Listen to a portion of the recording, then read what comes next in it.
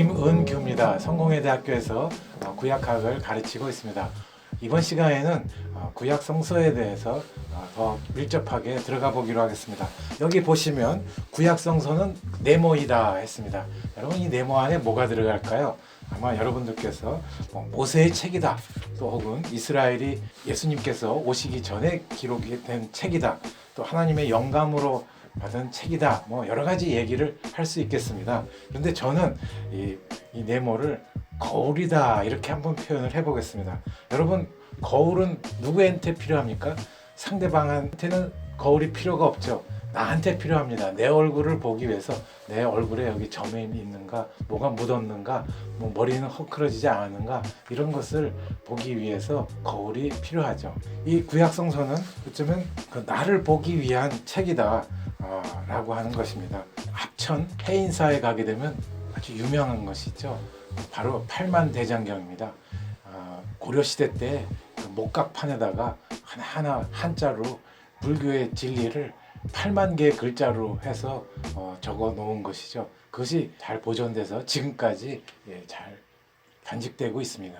합천해인사에 유명했던 고승입니다. 지금은 타계하신 분이신데 성철 스님이라고 계셨습니다. 아마 가톨릭으로 말하면 김수환 추기경님 같은 그런 훌륭하신 분이셨습니다. 그분께서 이 팔만대장경에 다 읽어보시는 못했겠죠. 그렇지만 그걸 다 압축해서 보니까 한 글자로 무엇일까 이렇게 얘기하셨다는 겁니다. 무엇일까요? 아마 여러분들께서는 자비다, 또 고통, 생로병사, 여러 가지 또 얘기를 할 수 있겠습니다. 그런데 이 성철 스님께서 말씀하신 것은 바로 마음심입니다. 그 8만자를 다 합치면 마음이라는 거죠. 그래서 이것을 구약성서부터 신약성서까지 다 한번 마음심으로 한번 본다 그러면 마음심 아닌 것이 없습니다. 어디를 넘겨봐도 다 마음심입니다. 하나님과 인간 사이의 마음, 또 인간과 인간 사이의 마음, 그것이 옳은 관계냐, 또 혹은 삐뚤어진 관계냐, 또 잘못된 관계냐라고 하는 것이 그 내용 전체가 거기에 담겨져 있죠. 3000년 전에 인간의 본성이 지금 오늘날 AI 시대, 또 OG 시대에도 바로 인간의 심성은 변했을까요? 안 변했을까요? 하나도 안 변했습니다. 이렇게 과학 문명이 발달하지만 인간의 본성은 옛날이나 지금이나 또 동서고금을 막론하고 똑같다고 하는 것입니다.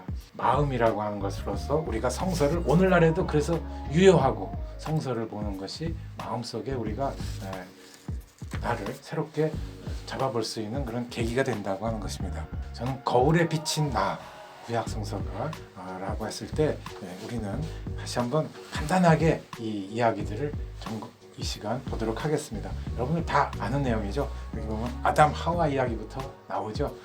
결국은 부부 아닙니까? 첫 인간이 부부 사이에도 서로 선악과를 따먹은 것 때문에 네 책임이다 하면서 서로 부부간에 소외가 나오고 책임을 미루는 그런 갈등이 나옵니다.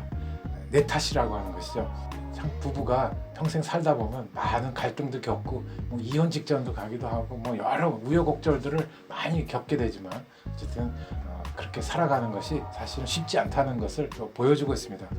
그의 자손인 카인 아벨도 보면 형제인데 하나님께서 제사를 드리게 되는, 하나님께 제사를 드리게 되는데 바로 아벨 거를, 동생 거를 받아줬죠. 그러니까 어떻게 됐습니까? 형이 동생을 돌로 쳐 죽였습니다. 좀 질투심 아니었을까요? 근데 거꾸로 저는 하나님께서 만약에 카인 제사를 받아줬다 그러면 아마 동생이 형을 또 쳐 죽였을지도 모릅니다. 이렇게 형제간에는 질투심, 또 경쟁심, 이런 것이 늘 있죠. 그것이 좀 자라나는 어린이들 사이에서, 또 결혼 후에도 자녀들이 계속해서 이런 형제 간의 갈등이 계속 생기게 됩니다. 또 노아 이야기로 가게 되면 인간의 타락, 그래서 산꼭대기에 왜 올라갔습니까? 그래서 거기서 구출을 받기 위해서 배를 만들어서 산꼭대기에다가 배를 만들어서 올라가지 않았습니까? 바로 그것이 인간이 겪을 수 있는 그런 모든 그 타락의 상황을 얘기하고 있습니다. 또 아주 높은 탑이 있죠. 바벨탑이라고 얘기를 합니다. 그렇게 높은 탑을 쌓는 것은 무엇일까? 인간이 더 높아지고 싶은 욕망이 있는 거죠. 지금 우리 세계에도 많은 높은 빌딩들이 있게 되는데 바로 전지전능해지고 싶은 인간의 마음이 있는 것입니다. 그것을 영어로 표현한다 그러면 becoming like God, 하나님처럼 되고자 하는 그 욕망이 거기에 담겨져 있습니다. 전지전능해지고 싶은 마음, 그것이 그 당시에 왕들한테도 또 신적 권위를 가진 왕들은 더더욱 그것을 누리고 싶은 거죠. 무소불위의 권력을 누리고 싶은 것. 그것이 끊임없이 역사적으로 내려옵니다. 유럽 절대 왕정 시대 17세기, 18세기까지도 왕들이 바로 신적 권위를 가지고 이렇게 권력을 누리려고 했던 것이죠. 이제 대통령 시대에도 마찬가지로 오늘날에도 이런 것이 전지전능하고 싶은 인간의 마음이 거기에 담겨져 있습니다. 오늘날에 그러면 전지전능한 것이 또 누가 있을까요? 어떤 것이 있을까요? 구글입니다. 구글에 들어가면 다 내가 알고 싶은 모든 것이 거기에 다 담겨져 있습니다. 그리고 AI, 그래서 인간과 바둑을 떴을 때 AI는 벌써 그 길을 다 알고선 뜨고 있지 않습니까? 그래서 앞으로 이 시대에는 그런 많은 것이 또 변해 나간다고 그렇게 보겠습니다. 다음으로 우리가 여러분들 잘 아는 아브라함 인물이 또 등장하죠. 구약을 대표하는 인물이라고 했습니다. 그런데 아브라함도 그렇게 훌륭한 사람으로서 믿음의 조상이라고 얘기하지만 그냥 보통 사람입니다. 평범한 사람입니다. 우리가 갖고 있는 약점을 다 갖고 있는 그런 인물입니다. 70세 나이에 이제 하나님께서 약속의 땅에 들어가라 하는 메시지를 듣고 그는 가족과 함께 떠나갔죠. 아내와 함께 먼 여정을 떠났습니다. 그런데 가는 도중에 다른 이방 민족들을 만났을 때 이쁜 아내를 이렇게 범하려고 하는 것에 대해서도 아브라함은 자기 아내를 방어해주지 못하고 막아주지 못하고 그냥 허용함으로써 생명을 부지하려고 했던 그런 사실은 모렴치한 남편이죠. 그런데 그때 천사가 나타나서 구해주기는 했습니다만 그런 아내한테는 2번씩이나 아주 못될 짓을 한 거죠. 또 어렵게 해가지고 아들 이삭을 가졌는데 이 아이가 어린 꼬마로 자랐을 때 어떻게 했습니까? 모리아산으로 데리고 가서 하나님께 제사를 드린다는 겁니다. 바로 믿음이 좋은지 안 좋은지 시험하는 거에 내 자식을 데리고 산으로 갔습니다. 사실 그래서 장작불 위에 올려놓고 칼을 들고 자기 자식을 죽이려고 하는 거죠. 이거 오늘날 봤을 때는 어떻겠습니까? 미친놈이죠. 그런데 그 사람을 우리는 믿음의 조상이라고 합니다. 마침 천사가 그 광경을 보고 스탑 해가지고 멈추게 했을 게 망정이지, 만약에 죽였다고 그러면 그래서 내 자식 죽이고 내가 믿음의 조상이 된다는 게 그게 무슨 의미가 있겠습니까? 그런데 이것에 대해서 키엘케고르라고 하는 철학자가 있죠. 그분은 공포와 전율에서 바로 아내 사라의 입장에서 이 장면을 썼습니다. 아내의 마음은 얼마나 가슴 아프니까 내 자식을 죽이러 가는 저 남편, 그 귀한 자식을 또 죽인다고 하니 정말 억장이 무너지는 그 사라의 마음을 거기에 표현하고 있습니다. 이런 그 아브라함이었는데 이제 그 다음에 이삭이 어른이 되고 성인이 됐죠.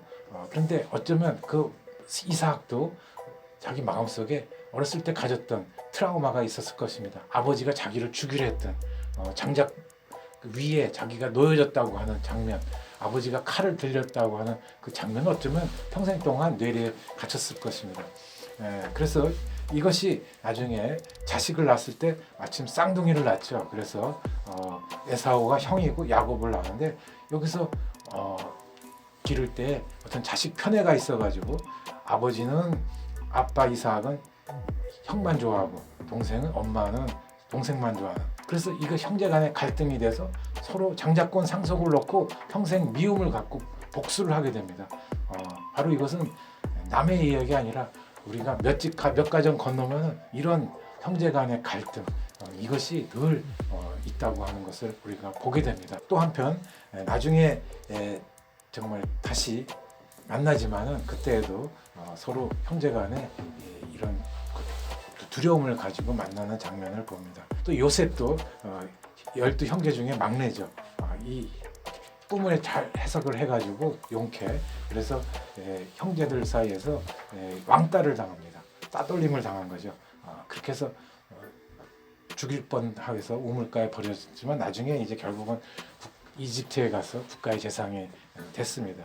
이렇게 해서 이 내용들을 보면은 결국 이 그 구약 성서의 창세기지만은 여기 나오는 내용들은 부부 갈등, 형제간, 질투심, 미움, 복수, 상처, 살인, 뭐 권력, 타락 이런 것이 다 보면은 내 안에 자화상이 다 들어가 있는 것입니다. 우리는 성서를 통해서 뭐 다른 사람 제3의 인물을 보는 것이 아니라 결국은 나를 들여다보는 것이라고 그렇게 볼 수 있겠습니다. 이런 내용들이 구약 성서의 또 시편에 또 역사 속에 또 예언서 속에 또 계속 담겨져 있고요. 또 그리고 신약 성서에 그래서 예수님과 또 사도 바울의 그런 내용들이 다 담겨져 있다고 할 수 있겠습니다. 오늘 여기까지 하도록 하겠습니다. 경청해 주셔서 감사합니다.